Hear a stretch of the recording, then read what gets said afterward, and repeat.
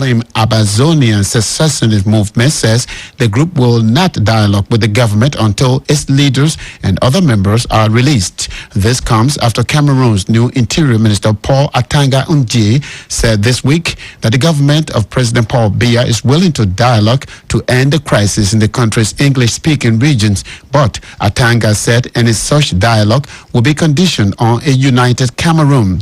Chris Anu, the Secretary of State for Communication of the self-proclaimed separatist movement, says independence of the Anglophone regions is non-negotiable.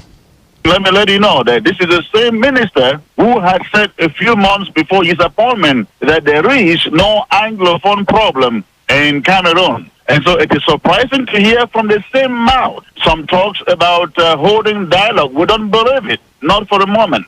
Many countries are calling for the dialogue. The government wants to have the dialogue with people who are willing to advance the unity of the country and not with people who he say are burning or looting or raping or destroying property. This is a veiled reference to your organization.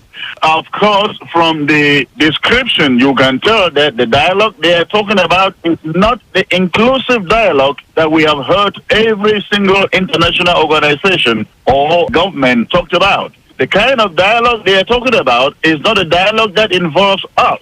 If they want to hold genuine dialogue, they should start first by releasing our leaders, all of them. They are close to 1,000 Southern Cameroonians who are behind bars, arrested because of this crisis, including President Sisiku Julius Ayuktabe. They want dialogue. That is where they should start. Now, the only other condition we would give for dialogue would be we will only sit on table with them to talk dialogue that leads to the severance of ties between the two countries. I'm here referring to the Federal Republic of Amazonia and French Cameroon. So are you saying, Chris, that if the government releases your leaders that are in detention, you will be willing to talk with the government? If they release our leaders from detention, we will be ready to talk to the government on the terms that the talks or the dialogue would lead to the final division of the two countries as it was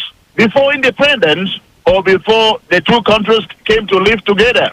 Let my left hand be cut off if we will accept any dialogue that does not end with an independent Republic of Amazonia. What about the humanitarian situation that the crisis between you and the government is creating in the Anglophone region? Sir, you know that we didn't ask for this trouble. La République du Cameroon, their president, Paul Biya, declared war on us. We did not declare war. We did not declare violence. They released their soldiers. They descended upon our homes and our villages. They burned some villages. They burned some towns. When soldiers come burning towns and villages, where do you expect the people to go? Of course, you expect a humanitarian problem because the people are bound to run away.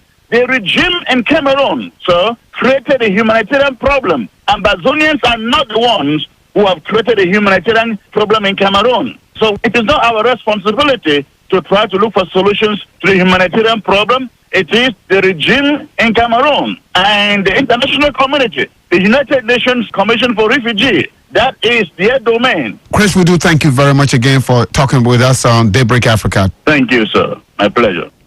Chris Anu is the Secretary of State for Communication of the self-proclaimed Ambazonia separatist movement of Cameroon. He was speaking with me from the U.S. city of Houston in Texas. Authorities in Uganda